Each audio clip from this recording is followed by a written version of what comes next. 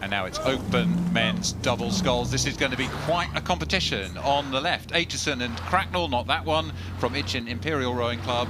And on the right of our picture, Van Brussel and de Jong from Utrechtse Studenten Vereniging Treten in the Netherlands. I'm going to call them the Dutch crew.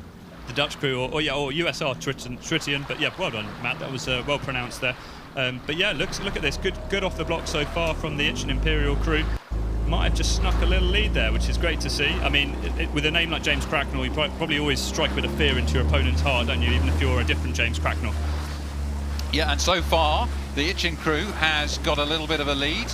Strong, long, pushing the legs hard, and transitioning from 0 speed to maximum speed is an expensive thing to do. Now they've got to transition from start zone acceleration to something that's sustainable down the course, and after pulling out that early lead, they're probably sticking at the moment over the Dutch. So let's see how that pans out as they start to make the transition to a pace that they can sustain. The Aitchison Imperial crew have done a really good job here because they probably know the form very much so of the Dutch crew. You know, the Dutch crew being Dutch champions and also being lightweight internationals, they will have done their homework and they'll know the quality of this crew, and that's why they've gone out pretty hard and fast to try and give them a bit of a rattling and try and get their foothold in the race early doors. So the heavier crew, the Aitchison crew, may have an advantage. There's a bit more stream, there's a bit more headwind blowing up and down the course, and as we join live in the middle of the course, you can see they have indeed capitalised on that early advantage, and they're able to control the race sitting ahead.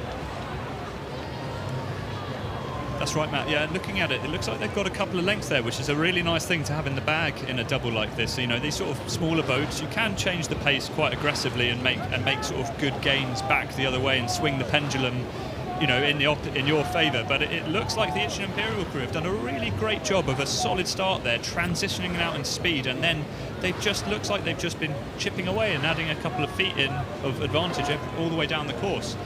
Yeah, they got some strength there as the umpire just raises the flag to warn that they separate, and indicates by the movement of the flag that the Aitchison Imperial should move across. They probably just drifted towards the centre line. The umpire wants to ensure that they're not encroaching in their opponent's water space, and they can wash down the crew and cause some disadvantage, although the gap is quite wide at this stage. So we're looking at the back of Harry Aitchison and the stroke James Cracknell in front of him, the stripes of Aitchison Imperial Rowing Club. The bigger men have got more power, and they're deploying that power well to advantage in this Double Sculls Challenge Cup. Close shot here of the Aitchison Imperial crew, and actually James Cracknell in the stroke scene, so the one wearing the white top, is actually a coastal rower by trade, so actually it probably makes very little of this slight bounce that we've got here. He's probably used to surfing those big waves down in Southampton.